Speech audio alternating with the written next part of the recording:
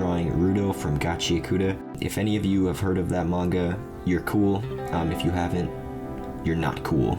Okay? You're not cool.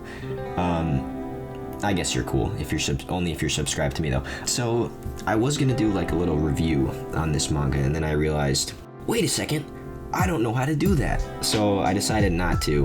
I'll give you a little synopsis though. It's about this guy Rudo who collects trash, and then he gets framed for murder and thrown in a pit he gets thrown in a pit where they throw all the other trash in this town. So if that sounds interesting to you, yeah, maybe go check it out or something. But you're gonna have to find it online because it's not available in the US.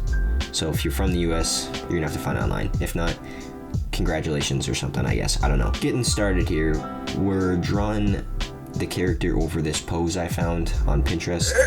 I don't know who this guy is. I don't know what he stands for. I don't know why he's doing this. But I just figured, hey, that's kind of cool. Let's just use that pose and draw a character over it. I changed up the hand positions because I figured it kind of was a bit too goofy for me, you know. So he's doing like the law shambles thing, but that's not actually what it's supposed to be. He was supposed to have like 4 fingers up, but then I decided I didn't want to do that and this looked better, so I kept it like this. Another little brief point here is, as you can see, I made a lot of changes on his face because his face looked really bad. So we changed that up, changed up the mouth expression, just copy and pasted the eye because I'm lazy. And boom, we got ourselves a new face expression that looks actually kind of decent. Here's a little trick for any of you guys out there that like art. Go ahead and flip the canvas around and see what it looks like when it's flipped around, because sometimes you might just notice something that's a little wacky, a little bit off. Then you can fix that and then flip it back around to how you wanted it. Maybe some of you have heard that already, but there's obviously some of you out there who haven't heard that. You know who you are, but it's a good tip. Give it a try, or don't. You don't have to listen to me. But speaking of good tips, here's my first good tip for you. Do not draw line art and have it be bad. That's my first tip. Because as you can see, we did that here. Insert the vine boom sound effect. You know, the one that goes. Insert that one, because this line art that I started doing is terrible. It's trash, you might even say. Garbage. Oh yeah, when this was the point of the video, I was probably like 2 hours in, I realized that it looked really bad, my inking, so I decided to just take a break here, and I started crying as I broke out the giant tub of M&Ms, peanut M&Ms, and was eating those and contemplating on my life decisions. Fun fact for you guys, did you know that M&Ms are bad for you? I just discovered this the other day, but if I get taken out by M&Ms, then I guess that's just how it is, you know. Anyways, moving on. It just looks terrible. So basically what I decided to do was do a little trick here. I am so clever. I'm so clever. I basically just took the sketch, right?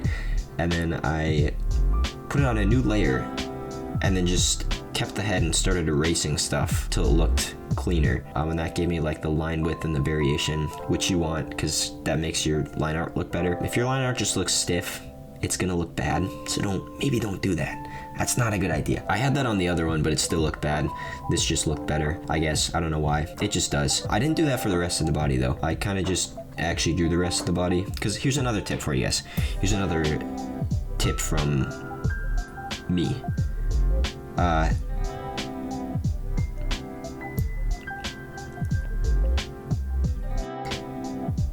I completely forgot the tip. Okay, moving on. The inking section of this video is probably done by the time I'm done talking about this, so we'll just move on to the coloring. Here's a third tip for you guys. Color picking. Color picking is really actually helpful. Just find an image you like or something you want to base it off of, and like color pick from that and use that for your colors. That's what I did here. As you can see, I'm color picking from like an official drawing of Rudo from Gachiakuta. So I just used that for a lot of my base tones. Later on, I went back over it with, I think, more colors that I color picked. If you have a problem with like not being able to choose good colors and kind of getting stuck with choosing a lot of the same colors, color picking from just like palettes and other stuff that you like is really helpful, because you kind of just use colors that you wouldn't normally use. Like these colors look really good, but I feel like they're really unique colors too. So like I probably wouldn't have, well, I would have, because I was drawing a character, so I was going to use the same colors as the character, but they probably wouldn't have been this shade of color. You know what I'm saying? yeah, I tried this cool effect here where we did like the blues, you know, the blues and the pinks to get some like variation in the color so it's not all flat. I did that before I added on the like cell shading on top of that. So that's cool, I guess, or something. I guess it makes it look good. Maybe. Stuff happens, more stuff happens. To finish up this video, we're just working on the background here, right? As you can see, if any of you want proof of me tracing stuff for my art, here you go, here's the proof. I don't really know what you're gonna do with that. I don't know what you can do with that. I don't really care. But here's the proof in case you ever need that one day. I just decided to trace the title here because it looked cool. Then I added this cool little sketchy effect, and I just added like some red, some yellow, some black, and my signature to it.